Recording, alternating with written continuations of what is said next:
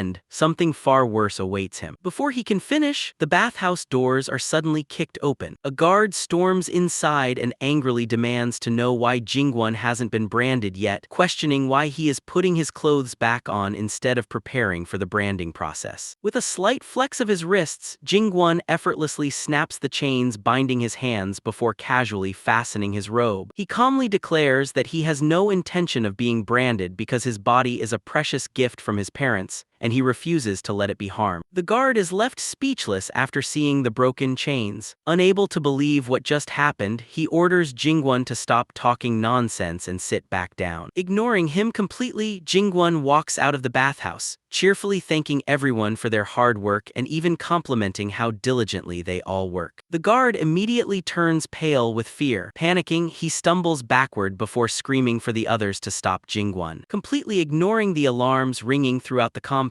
Jin-Gwon casually wanders into the main courtyard. Looking around in confusion, he realizes how enormous the place is and decides that his first priority is finding the exit. Spotting one of the workers who had washed his hair earlier, he politely asks for direction. Terrified, the worker nervously admits that he knows the way. Taking it as an invitation, Jin-Gwon happily suggests they walk there together. The workers hesitate before pointing out the group of guards desperately clinging to Jin-Gwon's legs in an attempt to stop him. Despite their efforts, they are completely unable to hold him back. Fearing for their lives, the workers immediately guide him through the compound and lead him toward the main entrance. As they walk, Jin-Gwon can't help but admire how incredibly massive the place is. Before they can leave, the fat slave trader blocks the entrance alongside a large group of guards. Confidently declaring that escape is impossible, he proudly explains that he had anticipated such an attempt and hired a powerful hunter to deal with anyone who tried to flee. The hunter, Myung-chung of the Seol clan, steps forward with complete confidence. As he begins introducing himself and boasting about his achievements, the slave trader eagerly waits for him to finish. Before he can complete his introduction, the wall suddenly explodes apart. A massive and terrifying beast bursts through the smoke and instantly snaps Myung Chung's body in half, killing him before he can even finish speaking. The slave trader stands frozen in horror, unable to believe that the hunter died before even completing his introduction. The sudden attack throws the entire compound into chaos. Everyone begins screaming and running for their lives after realizing that a monster capable of killing a C-rank hunter in a single blow must be at least B-rank. While everyone else flees in terror, Jin-Gwon remains perfectly calm, quietly observing the strange-looking monster. Instead of worrying about the creature, he finds himself wondering whether the old man had taken good care of the book he left behind. The scene then shifts back to the city where the lights illuminate the streets. Alice walks home, thinking about the promise she made to bring back medicine for her sister that day. Suddenly, Jin-Gwon crashes straight through the roof of her small, worn-down house and lands perfectly on his feet. As if nothing unusual had happened, he immediately asks whether she kept his book safe. Startled by his sudden arrival, Alice jumps in shock. After recovering, she cannot believe that he actually escaped. Although Jin-Gwon had already defeated the monster, he casually brushes the incident aside, simply saying that they let him go. He then asks about her sister's illness. Before Alice can answer, violent coughing echoes from inside the house. Alarmed, she rushes inside to find her older sister, Yang So-hai, struggling to breathe while coughing up blood. Even though she is in terrible condition, So-hai gently scolds Alice for coming home late, prompting Alice to beg her not to speak any further. Awkwardly rubbing the back of his neck, Jin-Gwon apologetically admits that he knows it isn't the best time, but asks where his book is because it is extremely important to him. Despite her weak condition, Yang So-hai politely introduces herself as Alice's older sister and apologizes for greeting him while seated, explaining that her health prevents her from standing. The moment Jin-Gwon looks at her, he senses something unusual. The energy surrounding her doesn't feel like martial arts. Instead, it is something completely unfamiliar and deeply unpleasant. Unable to hold back any longer, Alice collapses to her knees and bursts into tears. Through her sobs, she apologizes for breaking her promise, explaining that everything had been taken away from her. The money she desperately needed to cure her sister's illness was gone, and even the book Jin-Gwon had entrusted to her had been stolen by the slave trader. The corrupt leader of the Manga Guild tosses Alice a tiny handful of coins after deducting outrageous charges for medicine, interest, and processing fees, leaving her with almost nothing. Furious, Alice accuses him of being a shameless crook and at least asks to take back the belongings she brought with her. The guild leader mocks her, pointing out that the owner of those belongings now belongs to the guild, so nothing there belongs to her anymore. The surrounding guild members laugh at her humiliation. The guild leader then kicks Alice and reminds her of the lesson she once used on others. In this world, the one who gets deceived is the fool. He warns her to leave before she ends up being sold as well and even mocks her by suggesting she sell herself instead. Later, at Alice's small home, a guilt-ridden Alice apologizes to Jin-Gwon for failing to recover his secret manual. Jin-Gwon remains completely calm. Rather than blaming her, he explains that even if the world rewards deception, people must still face the consequences of betraying others. He hopes she learns from the experience and chooses a better path in the future. Instead of staying angry, he gently carries Alice's sick older sister, Yang So-hai, and helps her lie down to rest. Curious about the young man helping them, So-hai asks about his relationship with Alice. Jin-Gwon simply explains that they have crossed paths under unusual circumstances and admits he shares some responsibility for Alice failing to obtain the medicine. He reassures her that he and Alice will retrieve it. Trusting him, So-hai asks him to look after her sister. Jin-Gwon agrees, asking only that she hold on until they return. He promises to come back soon before leaving with Alice. Still confused, Alice follows him, only to learn that they are going to recover both the stolen money and Jin-Gwon's secret manual. The two arrive outside the back entrance of the Maha Guild's headquarters. Jin-Gwon is surprised because it is different from the building they visited earlier that day. Alice explains that the guild disguises itself as an ordinary business during the day, while its true headquarters operate at night as the largest gambling ring in the black market. Since the place is crowded, she hands Jin-Gwon a cloth mask and explains that they should conceal their identities before entering. Once inside, they find a massive arena packed with spectators shouting, placing bets, and cheering. Alice points toward the main stage where two competitors stand across a table, taking turns striking each other across the face. As one fighter collapses after a powerful slap, Jin-Gwon stares in disbelief, shocked that people gamble on slap fights. A familiar voice suddenly speaks from behind them. Turning around, Jin-Gwon Jin-Gwon recognizes Sip Japsu, the elderly worker he met earlier. Sip Japsu cheerfully says that hearing Jin-Gwon's voice made him come over and jokingly suggests that repeatedly meeting like this must be fate before inviting him for a drink. Instead of answering, Jin-Gwon becomes distracted by the man's unusual outfit and innocently wonders whether modern society no longer distinguishes between men's and women's clothing. Seeing Alice's horrified expression, he quietly drops the subject. Sip Japsu then explains the rules of the gambling arena. Two contestants stand across from each other and take turns delivering slap. If the person who is struck remains standing, the turn switches. The first one unable to endure a hit loses the match. Jin-Gwon quickly understands that people simply bet money on the winner. Alice warns him not to participate because the matches are extremely dangerous. At that moment, the announcer excitedly declares another victory for the reigning champion, the Maha Guild's leader, B-rank hunter Nahandi, who defeats yet another challenger with a single devastating slap. Proud of his strength, Nahandi openly challenges anyone brave enough to face him and promises a fortune to whoever wins. The moment Jin-Gwon sees him, he immediately recognizes him as the guild leader who took his secret manual. Realizing he will need money to enter the competition, he instinctively turns toward Alice before remembering she has none. His gaze then slowly shifts toward Sip Japsu. With an intimidating stare that makes the old man break into a cold sweat, Jin-Gwon reminds him that he previously claimed they were fated to meet. Sip Japsu nervously points out that Jin-Gwon looks more like a robber than someone asking for help. Jin-Gwon calmly insists that he is simply a junior seeking assistance from his senior. Unable to withstand the pressure, Sip Japsu reluctantly hands over the money while convincing himself that he is merely sponsoring a promising young junior rather than being extorted. Nahandi's booming voice echoes throughout the gambling arena as he invites anyone seeking money to challenge him, even encouraging desperate people to wager their own families if they have nothing else to offer. The announcer praises the champion's overwhelming dominance and wonders whether anyone can end his winning streak. Jin-Gwon steps out of the crowd and calmly asks if he can participate as long as he places a bet. Walking directly onto the stage, he catches Nahandi's attention. The guild leader recognizes him as the man who was supposed to have been sold into slavery, but Jin-Gwon ignores the remark and simply asks whether Nahandi has his stolen manual. Nahandi bursts into laughter, mocking both Jin-Gwon and the seemingly worthless book. Completely unfazed, Jin-Gwon takes his place across the table. When the announcer asks who should strike first, Nahandi arrogantly gives Jin-Gwon the first turn, convinced the outcome is already decided. The audience ridicules Jin-Gwon, believing he has foolishly risked both his money and his freedom. Standing before the B-rank hunter, Jin-Gwon quietly reflects on his father's technique. Knowing the immense power of his fist could easily harm innocent people, he searches for a way to suppress and control its destructive force. Realizing that a perfect fist multiplies its power, he wonders whether revering the motion instead of delivering a true punch might disperse the energy rather than concentrate it. Having reached a conclusion, Jin-Gwon calmly opens his hand. Instead of throwing a punch, he delivers a simple slap. The instant his palm connects, the stored energy erupts outward. Nahandi is launched across the arena, crashes into the wall, and collapses unconscious from a single strike. The entire audience is left speechless, struggling to believe they just witnessed a slap produce such overwhelming power. Jin-Gwon calmly explains that the attack is not merely a slap but a new variation of his martial art. By dispersing the energy instead of concentrating it, he has created the dispersed Great Chi Fist. After casually brushing off his robe, he asks whether his victory means he can now collect prize money. For several moments, the arena remains frozen in complete silence. The guild members finally recover from the shock and immediately order everyone to draw their weapons and prevent Jin-Gwon from leaving. Rather than reacting, Jin-Gwon calmly asks where his belongings are. Dozens of armed guards rush toward him with killing intent. Seeing no reason to hold back, Jin-Gwon remarks that the situation works out perfectly. With another effortless slap, he wipes out the entire group of guild members. After repeating the technique several times, he realizes he is gradually mastering control over its tremendous power. A short time later, Jin-Gwon, Alice, and Sip Japsu leave the headquarters carrying both the prize money and the recovered luggage. Jin-Gwon confirms that they retrieved his belongings and the winnings. Still in shock, Alice realizes he had been telling the truth all along. He really had escaped from the infamous slave traders through his own strength. Smiling calmly, Jin-Gwon tells her it is time to get the medicine for her sister. Three eventually arrive at an enormous medical estate. Seeing the grand clinic clinic, Alice becomes overwhelmed with relief and sincerely thanks Jin-Gwon, while Sip-Jap-Soo praises him for remaining true to his sense of justice. Jin-Gwon simply tells them to go inside. The moment the gates open, an overwhelmingly foul odor pours out of the estate. The smell instantly triggers a memory from Jin-Gwon's childhood. He remembers his father sitting inside a massive wooden tub filled with a revolting medicinal mixture, while attempting to train resistance against every poison. Despite proudly claiming that enduring the unbearable stench was necessary to achieve a body immune to toxins, even his father ultimately admitted defeat, climbed out of the tub, splashing the filthy liquid everywhere. Young Jin-Gwon could only watch in disgust as they both abandoned the training because the smell was simply too overwhelming. Returning to the present, Jin-Gwon immediately recognizes the unmistakable odor. It is the scent of poison art. At that moment, the owner of the medical estate senses the visitor's arrival. Wearing an unsettling smile, he welcomes them and calmly asks whether they have come to purchase medicine. Inside the clinic, the doctor explains that the number of plague patients has risen sharply, forcing him to treat people late into the night. Although no one has died yet, the disease has already spread throughout the village. Alarmed by the scale of the outbreak, Alice asks if that many people are infected. The doctor explains that they are fortunate to have a cure. While the original ingredients are extremely rare, the yin-yang pill can now be produced through modern skills using snow ginseng, blue-red snake, jade bee honey, and several supporting herbs. Handing the medicine to Alice, he assures her that her sister should regain her strength soon. Relieved, Alice gratefully thanks the doctor. He reminds her that the medicine must be taken continuously until her sister fully recovers. As he speaks, he notices Jin-Gwon silently examining the shelves filled with medicinal herbs and asks if he needs anything. Alice apologizes for Jin-Gwon's behavior, but the doctor dismisses it before delivering unfortunate news. Due to overwhelming demand, the price of the medicine will soon increase. The announcement shocks Alice, but the doctor explains that he can barely keep up with the growing number of patients before sending them on their way. After leaving the clinic, Alice clutches the medicine tightly, grateful they obtained it but worried that the remaining money will not even last another week. Jin-Gwon suddenly asks her to wait before taking the medicine pouch from her. Startled, Alice demands to know what he is doing. Without answering immediately, Jin-Gwon opens the pouch, places one of the herbs in his mouth and calmly tastes it. Alice panicked, reminding him how expensive the medicine is. Jin-Gwon casually explains that he has been helping others lately and wanted to restore his energy. Although Alice grumbles about the waste, he simply tells her not to be so stingy before handing the pouch back. After returning home, Alice gives the medicine to her sister. Almost immediately, Yang So-hai's complexion begins improving. Overwhelmed with relief, Alice tearfully thanks Jin-Gwon for agreeing to help despite all the trouble she caused him. So-hai also sincerely expresses her gratitude. Jin-Gwon simply smiles and jokingly asks that the next rice balls include some meat. Following day, he sits on the rooftop happily eating the meat-filled rice balls while enjoying the view, and asks what he is doing there. Jin-Gwon replies that the scenery makes the food taste even better before asking how Alice is doing. Sip-Jap-Soo explains that she is finally sleeping peacefully after several exhausting days. Watching the old man reach the rooftop so effortlessly, Jin-Gwon realizes he is also a martial artist. Sip-Jap-Soo dismisses the idea, claiming he is merely an old man struggling to adapt to the changed world while working countless jobs. However, he quickly changes the subject and reveals that he noticed Jin-Gwon secretly switching the medicine pouch earlier. Curious, he asks whether Jin-Gwon confirmed that the medicine was fake after tasting it. Jin-Gwon calmly explains that while certain poisons can become medicine when properly combined, this medicine is different. It only suppresses pain while secretly functioning as an addictive poison. After realizing the truth, he quietly replaced it with genuine medicinal herbs from the apothecary before leaving. Sip-Jap-Soo admits he suspected as much. He remarks that discovering the truth would only devastate Alice and her sister, so sparing them from that despair was an act of true compassion. Jin-Gwon humbly insists that Sip-Jap-Soo deserves that praise more than he does. Looking out over the city, Sip-Jap-Soo admits that old age has made him curious about many things, and at the moment, the person who interests him most is Jin-Gwon. That night, back at the clinic, the doctor secretly hands a pouch to two cloaked figures as payment. Hoping to secure his place within their mysterious organization, he asks when his membership will finally be approved. One of the cloaked men warns him not to become impatient. He explains that the organization's supply of mana stones has recently decreased, meaning anyone who wants the same amount as before must now offer twice as much tribute to prove their loyalty. Before leaving, the men reveal that someone recently attacked the slave market. Although they are uncertain who was responsible powerful, they suspect the incident may have targeted their organization and warn the doctor to remain silent if he values his life. The doctor immediately agrees. As soon as the cloaked figures disappear, his polite expression vanishes, replaced by furious resentment. After everything he has already given the organization, he cannot believe they are demanding even more. He vows that once he becomes a member, he will repay today's humiliation many times over. A sudden presence interrupts his thoughts. Turning around, the doctor discovers Jin-Gwon calmly standing in the middle of the dark clinic. Assuming Jin-Gwon returned because the earlier medicine was insufficient, the doctor remarks that recklessly consuming medicine can easily turn it into poison. Jin-Gwon calmly replies that he has a strong stomach. The doctor says that as long as Jin-Gwon pays, he has no objection to selling him more medicine. Jin-Gwon, however, tells him that this time the doctor should be the one paying because he has brought perfect medicine for him. Confused, the doctor asks what he means. Jin-Gwon calmly explains that for a swindler who profits by poisoning innocent people, the most effective medicine is a proper beating. The doctor's expression immediately turns hostile. He warns Jin-Gwon that sometimes ignoring the truth is the safest choice if he wishes to stay alive. Without another word, he activates a skill that launches a barrage of poisoned needles, explaining that they will not stop until they strike their target. Jin-Gwon calmly catches every needle in the palm of his hand. The doctor is left speechless, unable to believe someone could stop all of his poison projectiles barehanded. Before he can recover, Jin-Gwon suddenly closes the distance and strikes him, sending the doctor crashing backward. Struggling to regain his footing, the doctor is shocked by the overwhelming strength of the unexpected attack and wonders how such a powerful fighter could have gone unnoticed. Looking at the poison needles, Jin-Gwon remarks that tools meant to save lives are instead being used to kill. Although the energy within the attack was weak, he admits the technique itself was cleverly executed and realizes it must be one of the modern skills. Even so, he decides the doctor needs to be taught a lesson. Trying to buy time, the doctor asks which organization Jin-Gwon belongs to. Jin-Gwon ignores the question and instead tells him to decide whether to speak formally or casually, adding that it will not matter much longer. The confrontation moves outside the clinic. As they face each other, the doctor carefully analyzes his opponent. Jin-Gwon moves without making a sound, possesses medical knowledge, and carries no visible weapon. After ruling out several possibilities, he concludes that Jin-Gwon must be a pugilist. Jin-Gwon simply replies that he does not know anything about that title and introduces himself by name. Believing he has identified Jin-Gwon's fighting style, the doctor convinces himself he still holds the advantage. Gathering his toxic energy, he unleashes another skill that releases a massive torrent of poisonous blood. A dense black cloud spreads across the battlefield, filling the air with a foul stench. Jin-Gwon coughs lightly as the poisonous mist surrounds him, remarking that it smells like sewage. Confident that the poison has blinded and weakened his opponent, the doctor charges forward. Believing a pugilist depends on clear vision and steady breathing, he declares that someone deprived of both becomes nothing more than a helpless target. As he attacks, he unleashes another newly developed poison skill. Jin-Gwon calmly settles into his stance. In the next instant, his hand pierces straight through the doctor's attacking palm, blood dripping onto the ground. Without changing his expression, Jin-Gwon remarks that it is only fair to return what he has received. He then announces that he will demonstrate the new fist technique he has just learned. Outside the clinic, Jin-Gwon's fingers pierce straight through the doctor's palm, sending blood onto the ground. The doctor cries out in agony while Jin-Gwon complains the poisonous stench is so foul it is making him sick. The doctor quickly activates a healing skill that restores his injured hand. Staring at Jin-Gwon in disbelief, he wonders what kind of pugilist fights with their fingers. Jin-Gwon calmly explains that it is not a skill at all but a technique he created himself. Since it combines the use of fingers with fist techniques, he simply named it finger fist. Unable to accept such an absurd explanation, the doctor rushes in again, dismissing the technique as nonsense that sounds like something from a comic book. Jin-Gwon effortlessly intercepts him, striking with his fingers once more while calmly repeating that the finger fist is a martial art rather than a skill. Before the doctor can finish arguing, an intense intense wave of pain spreads through his body. Blood pours from his mouth as he realizes every strike is causing severe internal damage. Furious, he accuses Jin-Gwon of mocking him. Jin-Gwon calmly closes the distance again, remarking that despite the doctor's weak strength, he certainly speaks with the confidence of a peak master. He recalls hearing that true masters can subdue opponents using only their fingers. The doctor finally realizes what he is facing. Convinced Jin-Gwon is using traditional acupoint techniques, he believes protecting his vital points will completely neutralize the attack. His confidence lasts only a moment. Jin-Gwon unleashes a rapid series of finger fist strikes, successively paralyzing the doctor's upper body, wrist, and elbow before finishing with another strike meant to teach him some manners. The doctor crashes into the ground with broken ribs, completely overwhelmed. Jin-Gwon notes that the old saying about masters defeating opponents with their fingers really does seem accurate. Lying on the ground, the doctor protests that the fingers are not the real problem. Jin-Gwon is simply stabbing him with overwhelming physical force while calling it the finger fist. Jin-Gwon casually replies that he chose the name himself. He explains that throughout his endless years of training, he promised himself he would never lose to people like this in anything, whether it was martial arts, character, appearance, or even games like rock, paper, scissors. The sudden seriousness leaves the doctor completely confused. Jin-Gwon then adds that the only way to defeat the finger fist would have been to choose rock, although even that would have been met by one of his other fist techniques. Humiliated beyond belief, the doctor can no longer endure the mockery. Enraged that a mere martial artist continues to toy with a B-rank hunter, he shatters a vial hidden inside his robes and unleashes the mana stones he has gathered over the years. The surge of power rapidly amplifies his strength beyond the B-rank level, approaching A-rank. Just as the transformation reaches its peak, Jin-Gwon casually throws a punch. The fist stops just short of the doctor's chest without making contact. Even so, the overwhelming pressure is so terrifying that the doctor becomes convinced his chest has already been pierced through. For a brief instant, he imagines a massive hole where his heart should be and is unable to breathe under the crushing fear. A moment later, he realizes he is completely unharmed. Jin-Gwon casually remarks that the sudden burst of power startled him before asking whether the doctor wants to continue and demonstrate his true strength after all. Every trace of resistance immediately disappears. The doctor falls to his hands and knees, presses his forehead to the ground, and respectfully introduces himself as Beak Mundu. Confused, Jin-Gwon simply asks what the title Lord means. Later, inside Alice's house, Beak Mundu works diligently under the watchful eyes of Jin-Gwon and Sip Japsu. After extracting the poison and treating the patient with acupuncture, he reports that the procedure is complete. Jin-Gwon realizes that the so-called plague was nothing more than a poison deliberately spread by Beak Mundu. The doctor explains